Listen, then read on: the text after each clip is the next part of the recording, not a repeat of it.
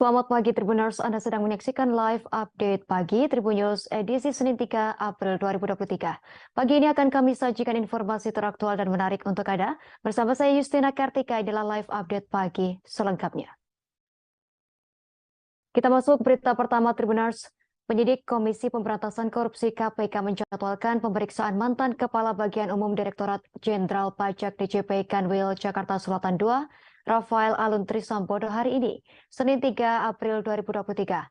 Sebelumnya Rafael Alun mengaku dijadikan tersangka lantaran adanya tekanan dari publik. Kepala Pemberitaan KPK Ali Fikri mengatakan Rafael Alun Trisambodo diperiksa sebagai tersangka terkait kasus dugaan gratifikasi. Ali berharap Rafael Alun Trisambodo dapat bersikap kooperatif saat dimintai keterangan oleh penyidik. Di sisi lain, Ali mengungkapkan pihaknya memastikan hak-hak Rafael Alun Trisambodo sebagai tersangka akan terpenuhi. Namun demikian, Rafael Alun mengaku dijadikan tersangka oleh KPK dikarenakan adanya tekanan publik terhadap lembaga anti rasuah tersebut. Hal itu Rafael ungkapkan melalui sebuah wawancara dengan media televisi yang dikutip pada Jumat 31 Maret 2023 kemarin. Rafael merasa status tersangka yang disematkan kepadanya karena ia menjadi target operasi. Terlebih adanya tekanan publik seusai kasus dugaan penganiayaan yang dilakukan anaknya Mario Dendi Satrio viral. Ia menegaskan telah patuh untuk menyampaikan harta kekayaannya kepada KPK. Rafael Alun mengungkapkan sejak 2011, ia selalu rutin menyampaikan harta kekayaannya. Di sisi lain, ia juga mengaku tertib melaporkan SPT orang pribadi sejak 2022 dan seluruh asetnya di LHKPN. Rafael mengungkapkan sejak 2012 hingga 2022, aset yang ia miliki tak jauh berbeda. Dijelaskan Rafael, telah terjadi perubahan nilai lantaran menyesuaikan nilai jual objek pajak NJOP. Tak hanya itu, Rafael juga mengaku mengikuti program tax amnesty pada tahun 2016 dan program pengampunan pajak PPS pada 2022 sebagai bentuk kepatuhan dalam membayar pajak. Menanggapi pernyataan Rafael Alun Trisambodo, Ali Fikri mengatakan banyak tersangka melakukan hal serupa. Ali meyakini masyarakat sudah mengetahui alasan kenapa KPK menetapkan Rafael Alun sebagai tersangka. Ali memastikan setiap proses penetapan tersangka sudah dilandasi aturan perundang-undangan. Dikatakan Ali ketika KPK menetapkan Rafael Alun sebagai tersangka, prosesnya seusai mekanisme dan sesuai dengan koridor hukum. Oleh sebab itu KPK mendorong Rafael Alun untuk menjelaskan pembelaannya kepada tim penyidik. Sehingga pembantahan Rafael Alun bisa diuji kebenarannya dalam proses persidangan.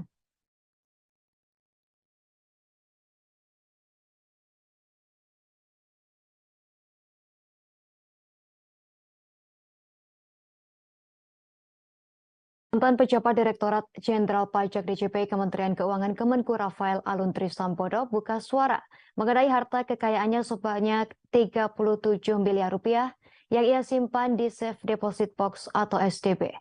Rafael mengatakan uang puluhan miliar tersebut sengaja ia sembunyikan dari istri dan anaknya untuk menghindari permintaan keluarga jika mengetahui sang ayah memiliki uang. Rafael Alun Trisambodo kini telah ditetapkan menjadi tersangka kasus dugaan gratifikasi oleh KPK. Sebelumnya, ayah Mario Dendi tersebut 2 kali dipanggil KPK untuk diperiksa hartanya yang belakangan disebut tak wajar. Alhasil KPK mendapat temuan bahwa Rafael Alun Trisambodo diduga menerima gratifikasi sebanyak puluhan miliar selama 12 tahun yakni sejak tahun 2011. Rafael mulai buka suara mengenai harta kekayaannya tersebut. Ia mengaku selama ini mendapatkan dana hibah dari orang tuanya yang disebut kaya dan sosialita. Rafael sampai menyimpan uang 37 miliar rupiah di Safe Deposit Box miliknya SDB.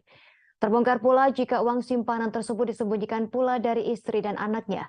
Menurut Rafael, anak dan istrinya kerap meminta membeli sesuatu atau berkunjung ke suatu tempat ketika mengetahui sang ayah memiliki uang dalam tabungan.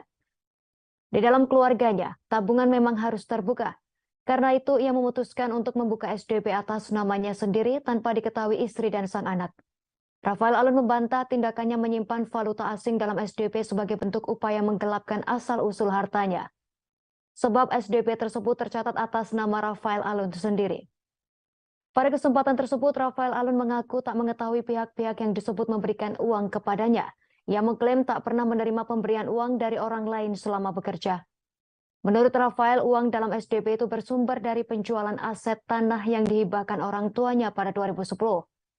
Hasilnya saat itu ia mendapatkan uang sebesar 10 miliar rupiah. Rafael Alun pun kemudian menukarkan uang rupiah tersebut ke mata uang asing. Ia juga mengaku menjual aset yang dibeli seharga 200 juta rupiah pada 1997 silam. Selanjutnya aset itu dijual pada 2010 dan hasilnya dimasukkan dalam SDP.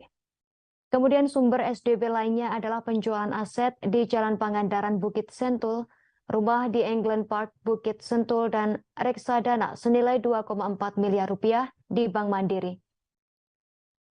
Rafael mengaku rumah tersebut ia jual di 2010, kemudian ia tukarkan dengan valuta asing.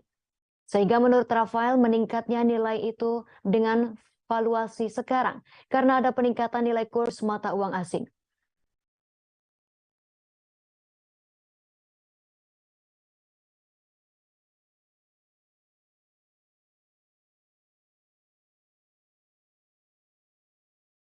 Mantan pejabat Direktorat Jenderal Pajak DJP Kementerian Keuangan Rafael Alun Trisambodo mengaku sedih karena uang belanja harian istrinya Erni Meike Torondek disita Komisi Pemberantasan Korupsi. Ia pun mengaku kebingungan ketika nanti harus membayar THR sang karyawan lantaran uang tunai 40 juta rupiah miliknya turut disita. Rafael Alun mengatakan pada Senin 27 Maret 2023 lalu, tim penyidik mendatangi rumahnya di perumahan Simpruk Golf, Jakarta Selatan sekira pukul 7:30 malam. Mereka kemudian mengamankan sejumlah dokumen hingga barang mewah. Selain uang belanja istrinya, Rafael juga mengaku sedih uang tunai miliknya sebesar 40 jutaan disita KPK. Uang tersebut sedianya bakal digunakan untuk membayar tunjangan hari raya beberapa pegawai di rumahnya. Adapun sejumlah barang mewah yang diamankan petugas KPK saat itu antara lain tas istri Rafael Alun, sepeda merek Brompton, perhiasan istri Rafael termasuk gelang dan cincin yang digunakan sehari-hari. Sementara sejumlah dokumen yang diamankan antara lain rincian penghasilan kos-kosan, bukti perolehan aset, dan fotokopi sertifikat. Rafael mengaku saat didatangi tim penyidik KPK. Pada malam tersebut ia pun segera menghubungi kuasa hukumnya. Menurutnya, penyidik KPK bersedia menunggu kedatangan pengacara Rafael Alun Trisambodo. Penggeledahan juga disaksikan pihak Ketua RT dan keamanan setempat. Sebelumnya, KPK mengkonfirmasi Rafael Alun Trisambodo telah ditetapkan sebagai tersangka dugaan gratifikasi berupa uang. Gratifikasi tersebut diduga diterima selama 12 tahun sejak 2011 hingga 2023 dalam kapasitasnya sebagai pemeriksa pajak pada DJP Kemenko. Lembaga anti rasuah menemukan dugaan tindak pidana tersebut dan mengantongi 2 bukti permulaan yang cukup. Direktur Penyidikan KPK Asep Gundur Rahayu mengatakan gratifikasi yang diterima Rafael diduga mencapai puluhan miliar rupiah. Jumlah tersebut mengacu pada isi safe deposit box SDP Rafael yang diblokir Pusat Pelaporan dan Analisis Transaksi Keuangan PPATK. Saat ini Rafael memiliki safe deposit box yang berisi 37 miliar rupiah dan telah disita oleh KPK.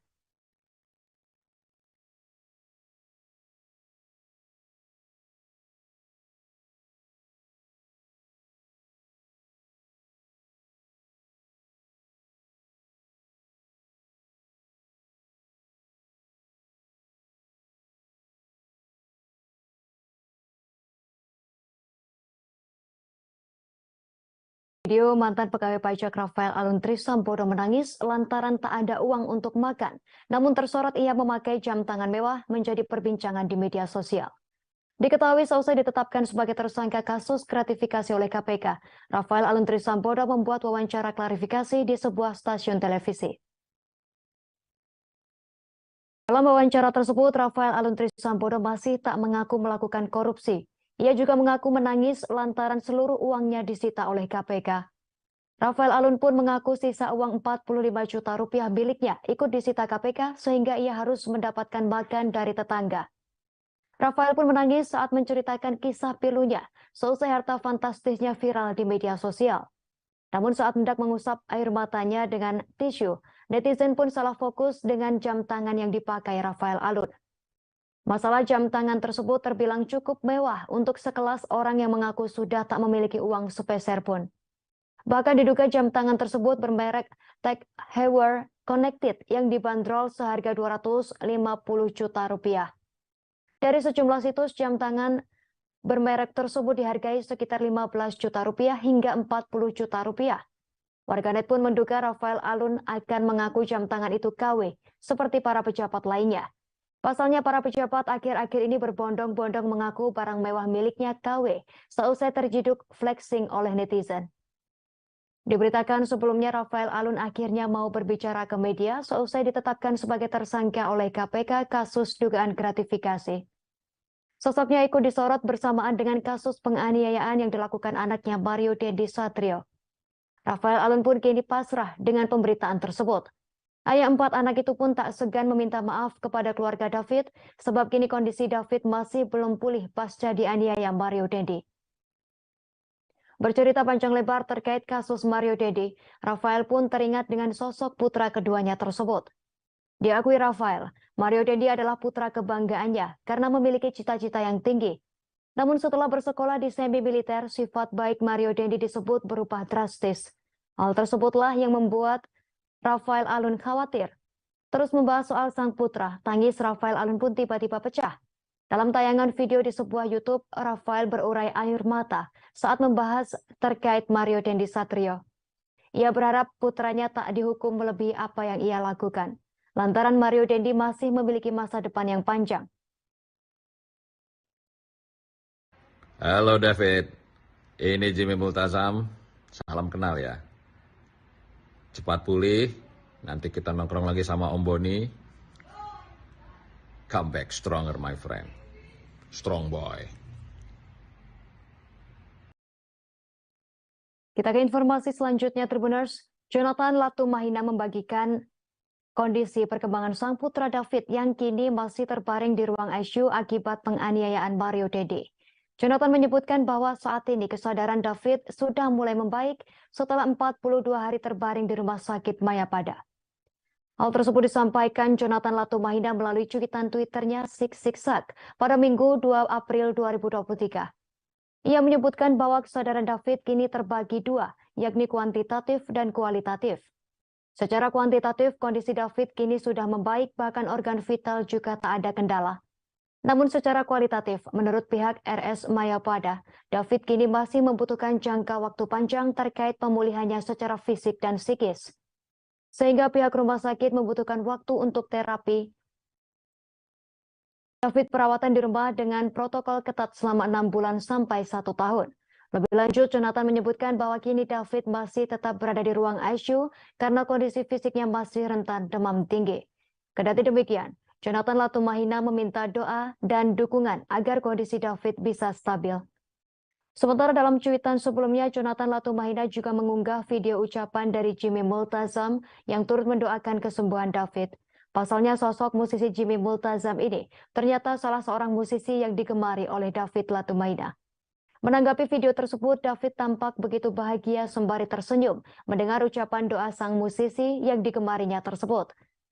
Sebagai informasi, David mengalami koma dianiaya oleh Mario Dendi Satrio dan rekan-rekannya yang terjadi pada Senin 20 Februari 2023 lalu. Penganiayaan tersebut diduga bermula dari aduan mantan kekasih Mario APA terkait perbuatan tak menyenangkan David kepada AGH yang masih berusia 15 tahun. AGH sendiri merupakan kekasih Mario Dendi Satrio. Menurut keterangan kubu Mario Dendi, APA mengadu pada Mario Dendi pada 17 Januari 2023. Akibat informasi tersebut, Mario pun emosi dan ingin bertemu dengan David. Setelah itu, AGH pun menghubungi David yang saat itu berada di kediaman rekannya berinisial R di kawasan Pesanggerahan, Jakarta Selatan. Imbas dari perbuatannya tersebut, Mario dan rekannya Mario bernama Shane Lucas juga ditetapkan sebagai tersangka. Shane berperan sebagai orang yang memprovokasi hingga merekam aksi penganiayaan dengan menggunakan handphone milik Mario Dendi. Sementara AGH kini ditetapkan sebagai anak yang berhadapan dengan hukum dan ditahan. Halo David, ini Jimmy Multazam, salam kenal ya. Cepat pulih, nanti kita nongkrong lagi sama Om Boni. Come back stronger my friend, strong boy. Kita beralih ke informasi lain, Tribuners. Ucapan Menko Polhukam Mahfud MD yang ditujukan kepada Arteria Dahlan saat menggelar rapat di DPR tengah menjadi sorotan publik. Anggota Komisi 3 DPR fraksi PDIP Arteria Dahlan menyatakan siap mundur menjadi anggota Dewan imbas dari pernyataan Mahfud MD terkait Kepala BIN Budi Gunawan. Arteria menilai ucapan Mahfud yang membenturkannya dengan Kepala BIN bisa membunuh anak bangsa yang memiliki cita-cita. Sebelumnya pernyataan Mahfud itu dipicu dari ucapan Arteria yang mempertanyakan alasan Kepala PPATK Ivan Yustiavandana memberikan data analis transaksi keuangan 349 triliun rupiah kepada Mahfud MD. Kemudian Mahfud pun menentang Arteria untuk menanyakan hal serupa kepada Budi Gunawan. Pasalnya meski Budi merupakan bawahan langsung Presiden Joko Widodo dan bukan bawahan Menko Polhukam, namun ia setiap minggu memberikan laporan resminya kepada Mahfud. Sebagai informasi, Arteria Dahlan merasa tak terima saat Mahfud menyebut jika dirinya menghalang-halangi penyidikan. Arteria Dahlan bahkan mendorong Mahfud MD untuk melaporkan dirinya ke manajemen jika dianggap menghalangi penyidikan. Skenario terburuk yang bisa ia terima adalah pemecatan anggota dewan. Tak hanya sampai di situ, Arteria Dahlan juga menyatakan siap mundur jadi anggota dewan imbas dari pernyataan Mahfud MD terkait Budi Gunawan tersebut. Arteria merelakan jabatannya apabila buntut dari kasus ini harus berhenti menjadi anggota DPR. Sementara itu publik justru merasa senang setelah Arteria Dahlan menyatakan sikap mundur dari jabatannya akibat ucapan Menko Polhukam Mahfud MD saat membahas transaksi janggal 349 triliun rupiah di Kementerian Keuangan. Publik merasa senang dengan keputusan politikus PDIP tersebut, namun proses penyelidikan dalam transaksi janggal di Kemenku tetap harus dilanjutkan.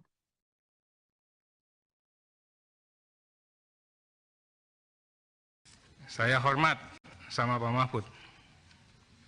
Saya disiplin di doorstop media berkali-kali. Saya katakan saya tidak mau bicara. Saya disiplin, saya bicara di forum resmi DPR. Forum resmi rapat kerja dengan PPATK. Forum yang sangat konstitusional. Tiba-tiba saya juga kaget. Setelah itu saya ditantang. Saya mencoba juga untuk sabar, Pak. Semua orang punya keberanian. Saya pastikan saya juga punya keberanian. Tapi saya katakan, saya nggak berani menerima tantangan Prof. Dibully Prof. Cupu, penakut, banyak bacot dan sebagainya. Saya katakan, beliau saya anggap sebagai orang tua saya, sebagai guru saya. Wah, itu alasan klasik macam-macam. Saya juga kaget sampai hari ini, Pak. Bahkan ada orang yang bilang, udah kok ke Prof seperti itu. Saya katakan, saya udah diam, kok Prof masih ngegas. Saya harus melawan, saya bilang seperti itu. Ya, saya hormati Prof, orang tua dan guru saya. Akhirnya saya putuskan, itu dulu. Betul, Pak. Prof membunuh anak-anak yang Prof didik sendiri, Prof. Kalau begini caranya, Prof. Saya punya karir dari kecil, Prof. Saya tidak pernah pakai fasilitas apa-apa. Tiba-tiba Prof mencoba membenturkan saya dengan yang amat saya hormati, Pak Budi Gunawan tadi. Bagi saya takdir saya, kalaupun saya harus berhenti di sini, saya berhenti, Prof. Mimpi saya jadi anggota DPR. Nggak pernah saya punya cita-cita. Saya tidak takut kehilangan jabatan. Dan saya tidak bisa diancam-ancam. Kalaupun hari ini nanti setelah ini pimpinan saya mengatakan Arteria berhenti, ya saya berhenti, Prof. Karena saya juga bisa terpilih, kalau saya sendiri nggak mungkin, itu pasti ada budi baik, tangan dinginnya pimpinan. Wong saya bukan orang sana, bisa kepilih. Kalau coba dibenturkan begitu, saya siap, nggak apa-apa. Itu. Tapi Prof juga ingat, saya di sini mewakafkan diri, Prof, untuk belajar menjadi anggota DPR yang baik.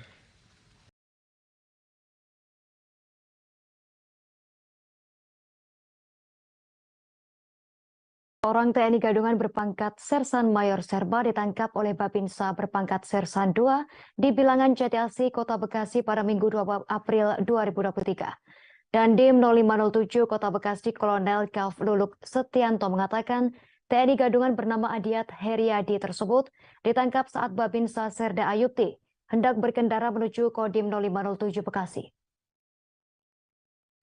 TNI Gadungan tersebut meminta uang ke masjid-masjid dengan modus untuk dana sosial atau takjil berhasil ditangkap. Tak hanya itu, TNI Gadungan tersebut juga meminta uang kepada warga yang sedang hajatan. Aksi TNI Gadungan itu berakhir setelah Babinsa Koramil Serda Ayubti menangkapnya di Jalan Raya Wibawa Mukti 2 RW 10 Kelurahan Jati Asih, Kecamatan Jati Asih, Bekasi pada Minggu 2 April 2023. Saat itu Serda Ayubti sedang menuju kantor untuk melaksanakan apel siaga di Kodim 0507 Bekasi. Dandim 0507 Bekasi Kolonel Gaflulu Setianto berujar, Ayubti berusaha menghentikan tentara Gadungan tersebut. Namun pelaku tak mau menghentikan kendaraannya. Serda Ayubti terus mengejar pelaku dan menendang motor tentara Gadungan tersebut setelah pelaku sempat mencoba kabur. Kemudian Serda Ayubti kembali mengejar pelaku menggunakan motor dan menabrak tentara Gadungan tersebut. Lulu mengatakan pelaku akhirnya diserahkan ke Polsek Jati Asih untuk diproses hukum lebih lanjut.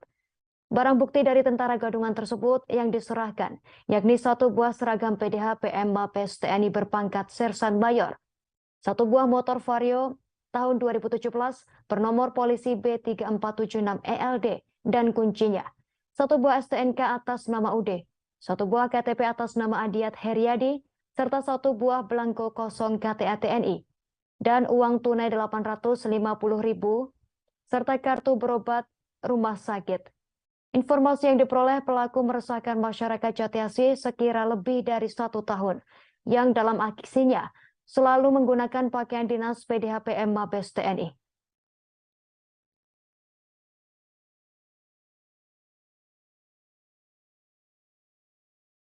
Pak, boleh dianu Pak? Seragam PM. Lihat. Ya Pak, motornya di toko beras ya? Kan masih yang nabrak. Ya, tolong ya. Ini kalau diperkirakan, ini bukan anggota. Iya Pak. Intinya dia minta dana buat yatim piatu segala macam dengan hak asasi kepala. Namanya siapa Pak? Lihat.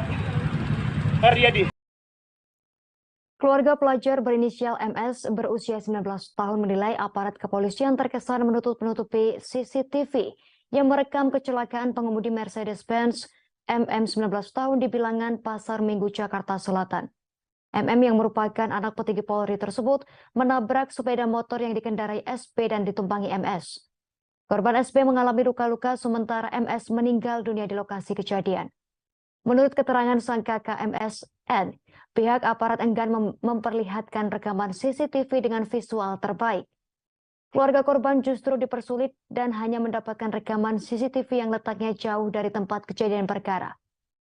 Keheranan N semakin menjadi-jadi seusai dirinya mencari tahu soal kondisi TKP kecelakaan yang terletak di perempatan lampu merah Jalan Marga Satwa Raya, tepatnya di dekat Kementerian Pertanian. N mengatakan perempatan yang ramai dilalui kendaraan tersebut memiliki CCTV di berbagai sudut. Alhasil N berasumsi bahwa pihak aparat seharusnya memiliki banyak rekaman dari sudut pandang yang berbeda-beda. N bercerita pihak kepolisian belum bisa memberikan CCTV dari angle lain karena pihaknya belum mendapatkan rekaman tersebut. Alhasil aparat kepolisian mengaku hanya bisa memperlihatkan 1 rekaman CCTV kepada keluarga korban. Oleh karena itu, N mengaku bakal melaporkan kejadian kurang mengenakan tersebut ke Divisi Profesi dan Pengamanan Propam Mabes Polri. N ingin Propam Mabes Polri memeriksa jajaran Satuan Lalu Lintas Satlantas Polres Metro Jakarta Selatan terkait dugaan penyembunyian barang bukti CCTV. Adapun kasus kecelakaan lalu lintas tersebut memang ditangani oleh Polres Metro Jakarta Selatan dengan laporan nomor LP-127 Romawi 3/2023/SP-KT Satlantas Metro Jakarta Selatan Polda Metro Jaya.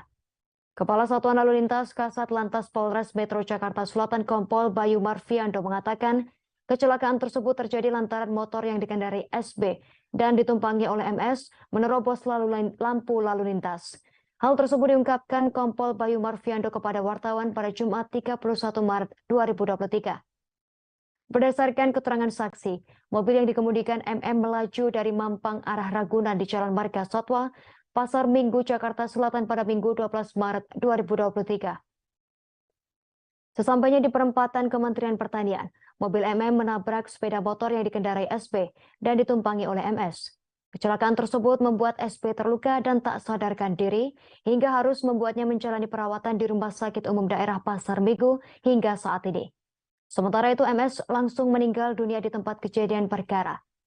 Sebelumnya, Kasat Lantas Polres Metro Jakarta Selatan Kompol Bayu Marviando buka suara mengenai kedatangannya di kediaman keluarga N pada Kamis 30 Maret 2023 malam. Seperti diketahui, N adalah kakak dari MSA yang merupakan korban tewas diduga ditabrak oleh MMI anak anggota Polri di Pasar Minggu Jakarta Selatan beberapa waktu lalu. Bayu mengatakan bahwa kedatangannya itu guna menjelaskan informasi terkait kasus kecelakaan MS yang saat ini sudah beredar di media massa.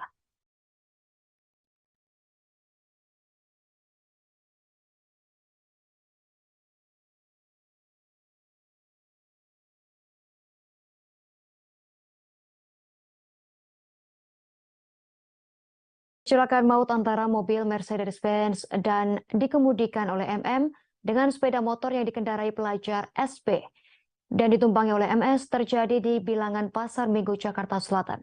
Insiden yang menewaskan MS itu terjadi di Jalan Marga Satwa Raya, tepatnya di perempatan lampu merah Kementerian Pertanian pada Minggu 12 Maret dini hari. Sementara itu korban SP terluka dan tak sadarkan diri sehingga dirawat di Rumah Sakit Umum Daerah Pasar Minggu hingga saat ini. Kasat Lantas Polres Metro Jakarta Selatan Kompol Bayu Marviando menduga ada indikasi pelanggaran lalu lintas sebelum peristiwa naas tersebut terjadi. Berdasarkan penuturan saksi mata dan barang bukti yang diperoleh kepolisian, SB yang mengemudikan roda 2 dari arah Cilandak menuju Pasar Bo disinyalir menerobos lampu merah. SB juga tak menyangka bahwa saat itu mobil Mercedes-Benz yang dikemudikan MM melaju kencang dari sisi kiri. MM yang dilaporkan merupakan anak pejabat tinggi Polri tersebut lantas menghantam SP dan MS karena tak mampu mengerem mendadak. Bayu membenarkan bahwa MM merupakan anak dari salah seorang anggota Polri. Hanya saja Bayu tak bisa memastikan apakah MM merupakan anak petinggi Polri atau bukan. Berbeda dengan keterangan Bayu, keluarga korban MS mengungkapkan insiden kecelakaan disebabkan karena MM mengemudikan mobil secara ugal-ugalan. MM juga diduga dalam keadaan mabuk sehingga tak mampu mengendalikan mobil yang dikemudikan. Alhasil ketika melintas perempatan lampu merah Jalan Marga Satwa Raya, MM disebut tak mampu mengendalikan mobilnya dan menabrak MS serta SP. N mengungkapkan pengemudi Mercedes-Benz tersebut memiliki niatan untuk kabur selesai menghantam SP dan MS. Hal tersebut terlihat ketika MM tak langsung turun dari mobil yang dikendarai menabrak korban. MM baru turun ketika dikejar dan dipaksa pengendara lain untuk bertanggung jawab. N menilai aparat kepolisian terkesan menutup-nutupi fakta kecelakaan. Sebab rekaman kamera CCTV di tempat kejadian perkara tak semuanya dibuka oleh aparat. Keluarga MS bahkan hanya mendapat satu rekaman kamera CCTV, tetapi rekamannya tak menunjukkan peristiwa yang utuh lantaran jauh dari TKP. Tak hanya rekaman kamera CCTV yang ditutup-tutupi, N berasa pihak kepolisian khususnya Satuan Lalu Lintas Satlantas Polres Metro Jakarta Selatan tak profesional.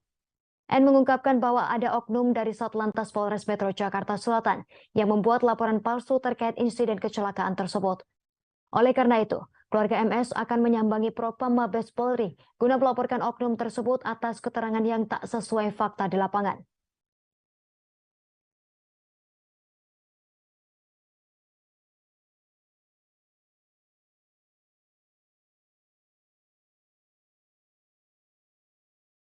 Kita ke informasi lain, Tribuners.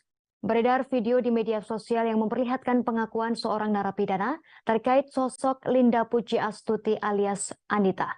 Napi bernama Febri Kurnia alias Peto mengaku mengenal sosok Linda dan pernah bertransaksi narkoba dengan Linda. Saat itu ia diperintahkan bosnya untuk mengantar 50 kg ganja kepada Linda di sebuah terminal di Kota Padang Panjang. Ia menyebut bahwa nama Linda kerap menjadi perbincangan para narapidana di lapas. Selain membeli narkoba, Linda juga kerap menyuplai barang haram tersebut. Sebagai informasi, wanita yang baru saja dituntut hukuman penjara selama 18 tahun sebagai terdakwa dalam kasus narkoba jaringan Teddy Minahasa. Linda atau Mami Linda dituntut hukuman 18 tahun penjara dan denda 2 miliar rupiah, subsidiar 6 bulan kurungan. Linda diyakini bersalah melanggar pasal 114 ayat 2 Undang-Undang Nomor 35 Tahun 2009 tentang narkotika Jungto pasal 55 ayat 1 ke 1 KUHP. Salah satu hal yang memberatkan Linda adalah menikmati hasil penjualan narkoba. Sementara hal yang meringankan adalah Linda mengakui perbuatannya. Linda juga mengajukan diri sebagai justice kolaborator. Sementara itu mantan Kapolda Sumatera Barat Irjen Teddy Minahasa dituntut mati oleh jaksa penuntut umum. Bukan tanpa alasan, JPU mempertimbangkan tuntutan terhadap Teddy Minahasa lantaran ia dianggap sebagai pelaku utama dalam pusaran peredaran sabu. Kepala Pusat Penerangan Hukum Kejaksaan Agung Ketut Sumedana mengatakan tuntutan Teddy Minahasa harus lebih berat dibandingkan terdakwa lainnya. Dalam persidangan pembacaan tuntutan yang digelar di PN Jakarta Barat, JPU menilai Teddy terbukti secara sah dan meyakinkan telah bersalah melakukan tindak pidana. Mantan Karopaminal Divisi Propam Polri tersebut turut serta melakukan secara tanpa hak atau melawan hukum, menawarkan untuk dijual, menjual, menjadi perantara dalam jual beli, menukar dan menyerahkan narkotika golongan 1 bukan tanaman yang beratnya lebih dari 5 gram.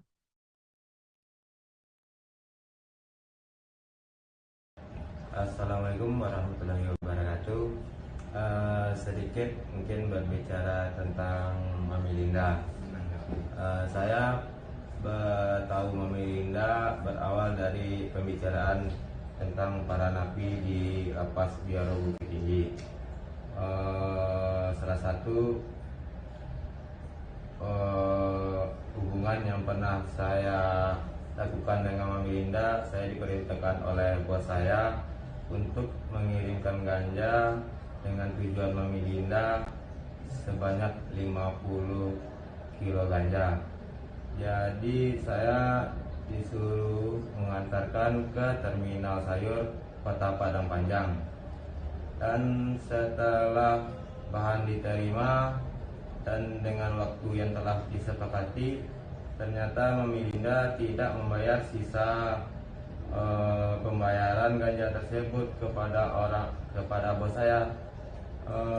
Jadi karena itulah Mami Linda itu jadi bahan pembicaraan di Lapas Bukit Tinggi dan banyak yang mencari-carinya.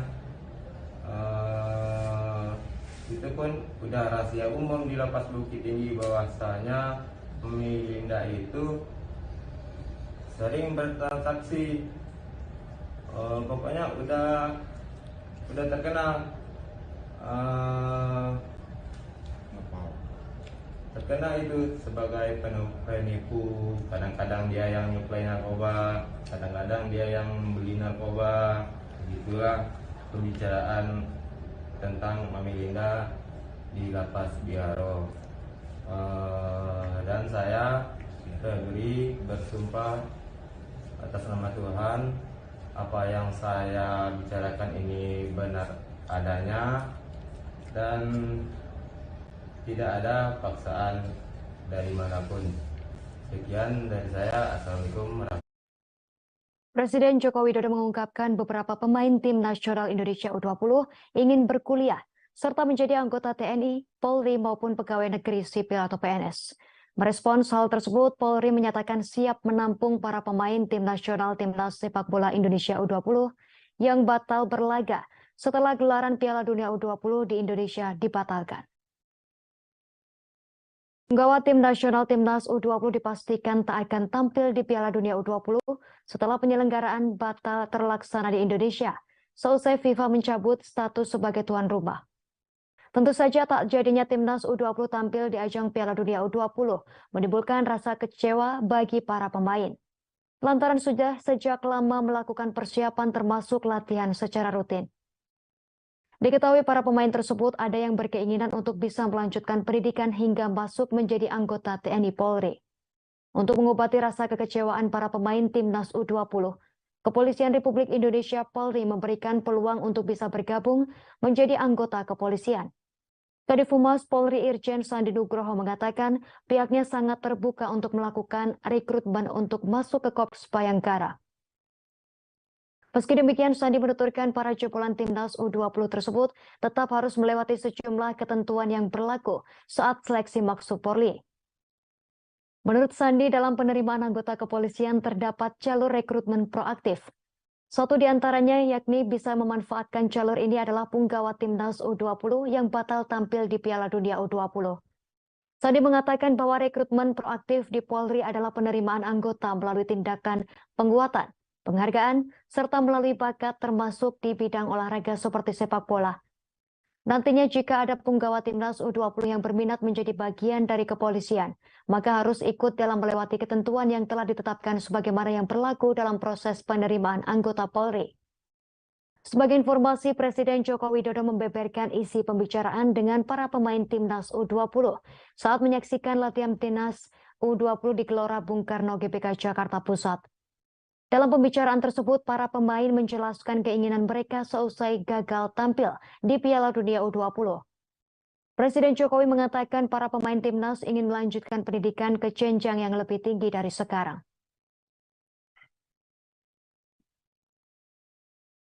Ya, sore hari ini saya hadir di Gelora Bung Karno untuk memberikan semangat kepada tim U20 untuk agar mereka tidak larut terus dalam kekecewaan dan kesedihan. Dan tadi saya sampaikan bahwa ke depan kita ingin memiliki tim yang dibangun sejak awal secara terus-menerus berkepanjangan sehingga kita bisa mendapatkan sebuah tim nasional yang betul-betul siap. Karena kayak U20 ini karena masih muda, masih memiliki banyak kesempatan. Bisa nanti main di SEA Games, bisa main di Asian Games, masih bisa main di AFF, masih bisa main di Olimpiade 24. Saya kira kesempatan itu masih panjang, sehingga tadi saya sampaikan pada mereka jangan patah semangat. Tadi saya menanyakan kepada para pemain apakah ada hal yang bisa saya dengar mengenai keinginan-keinginan. Beberapa dari mereka ingin kuliah, beberapa dari mereka ingin bisa masuk ke Polri, TNI, maupun di PNS. Itu aja. Terima kasih. Sebagai informasi lain, Tribuners, Wakil Ketua Dewan Perwakilan Rakyat Daerah DPRD Tanjung Jabung Barat Syafril Simabora meninggalkan tempat kejadian perkara setelah mobil dinas yang ditumpanginya menabrak Siti 17 tahun hingga meninggal dunia. Sementara korban lainnya, Dea 18 tahun, mengalami cedera serius dan dilarikan ke rumah sakit di kota Jambi. Pengemudi mobil dinas Misrani 47 tahun menabrak dua remaja putri di Jalan Lintas Jambi Kuala Tungkal, Kelurahan Simpang Tuan, Kecamatan Mendahara Ulu, Kabupaten Tanjung Jabung Timur, sekira pukul 1 siang pada Kamis 30 Maret 2023. Menurut pengakuan pengemudi atau sopir Waka DPRD Tanjab Barat saat diperiksa, perjalanan menuju Jambi memang untuk mengejar penerbangan di pukul 3 sore di Bandara Sultan Toha Jambi. Namun belum sampai bandara terjadi kecelakaan saat dalam perjalanan. Dengan demikian, agar tak ketinggalan pesawat, Waka DPRD Tanjab Barat Syafril Simabora melanjutkan perjalanan dengan menumpang mobil lain. Agung Prasetyo Sugiono, Kasat Lantas Polres Tanjab Timur, memastikan mobil Fortuner yang ditumpangi Syafril Simabora adalah mobil dinas. Ia mengatakan kejadian bermula saat sepeda motor yang dikendarai Siti menuju arah Tunggal. Saat melewati tikungan, pengendara sepeda motor hendak menyalip truk yang berada di depannya. Dari arah sebaliknya, mobil Toyota Fortuner dengan nomor polisi BH1081BS yang dikendarai Misrani melaju dengan cukup kencang, sehingga terjadi peristiwa tabrakan tersebut.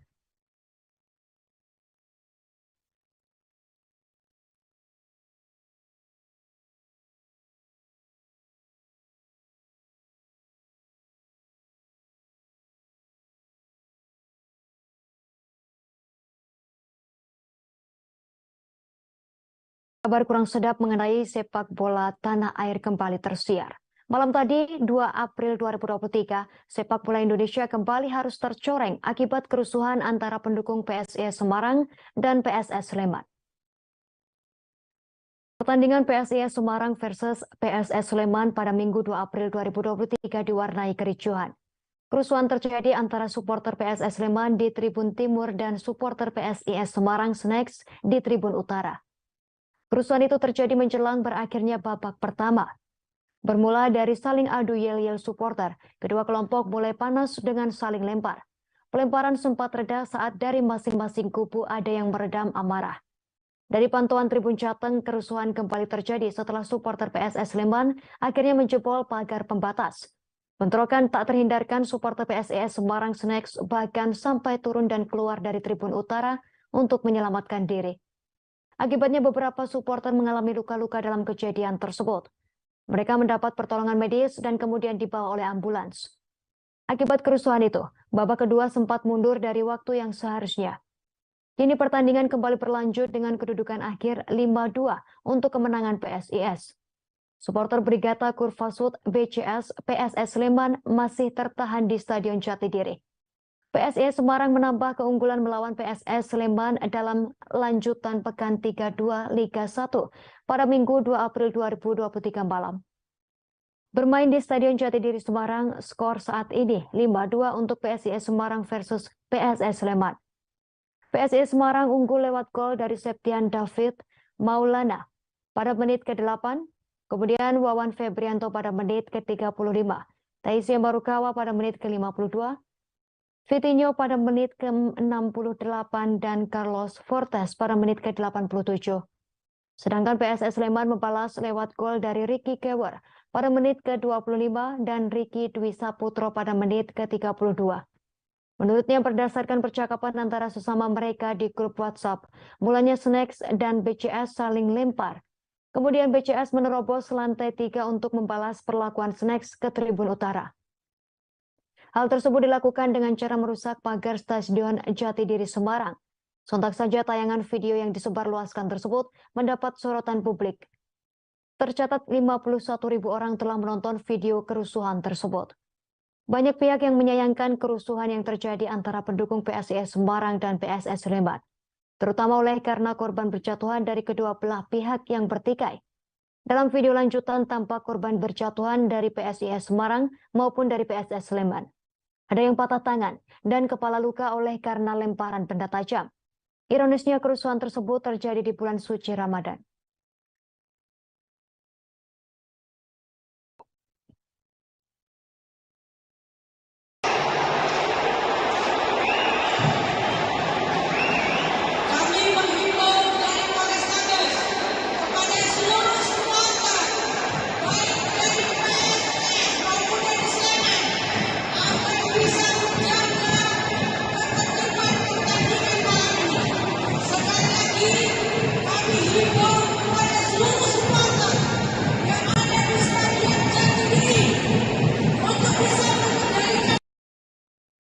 Informasi tadi sekaligus menutup perjumpaan kita dalam live update pagi hari ini. Terus saksikan informasi terbaru lainnya di seluruh kanal YouTube Tribun Network. Saya Justina Kartika dan kru yang bertugas pamit undur diri. Selamat menunaikan ibadah puasa dan sampai jumpa.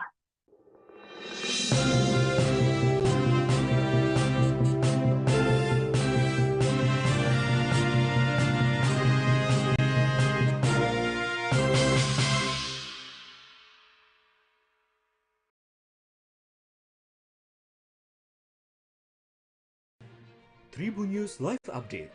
Tanggal 21. Selamat siang Tribuners, selamat sore Tribuners, selamat petang Tribuners, Anda sedang menyaksikan live update. Informasi teraktual dan terupdate dari siang hingga petang kami sajikan untuk Anda. Menewaskan 2 orang penumpang, yang mana kedua penumpang. Kami perdalam dengan laporan langsung dari lokasi kejadian dan narasumber terpercaya. Benar-benar menghukum mereka-mereka yang menghentikan terduga pelaku yang ingin laporan terkait peristiwa pompong hilang kontak menabrak sejumlah pemotor yang melintas tepat. Saksikan live update siang, sore, dan petang hanya di channel YouTube Tribun News.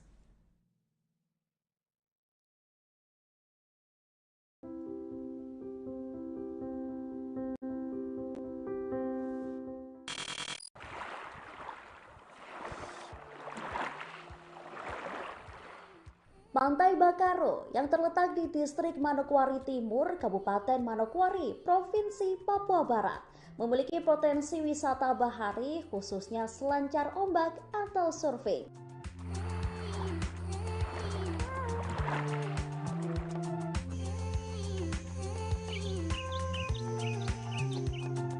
Untuk mencapai ke pantai ini, pengunjung dapat menggunakan kendaraan roda 4 maupun kendaraan roda 2.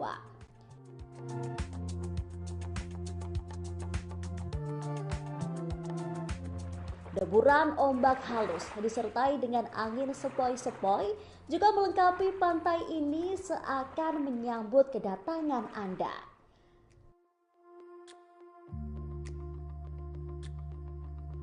Mengunjungi desa Bakaro memang pilihan tepat untuk memanjakan mata dengan panorama yang indah luar biasa.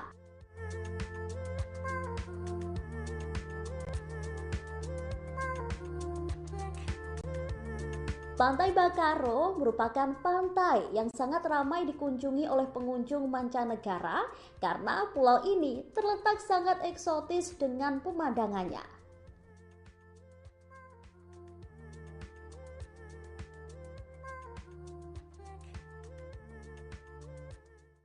Terima kasih sudah nonton. Jangan lupa like, subscribe, dan share ya.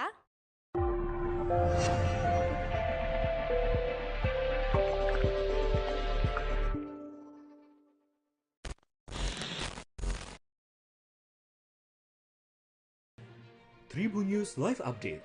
Tanggal 21. Selamat siang Tribuners, selamat sore Tribuners, selamat petang Tribuners, Anda sedang menyaksikan live update. Informasi teraktual dan terupdate dari siang hingga petang kami sajikan untuk Anda. Menewaskan 2 orang penumpang, yang mana kedua penumpang. Kami perdalam dengan laporan langsung dari lokasi kejadian dan narasumber terpercaya. Benar-benar menghukum mereka-mereka yang menghentikan terduga pelaku yang ingin Laporan terkait peristiwa pompong hilang kontak menabrak sejumlah pemotor yang melintas tepat. Saksikan live update siang, sore, dan petang hanya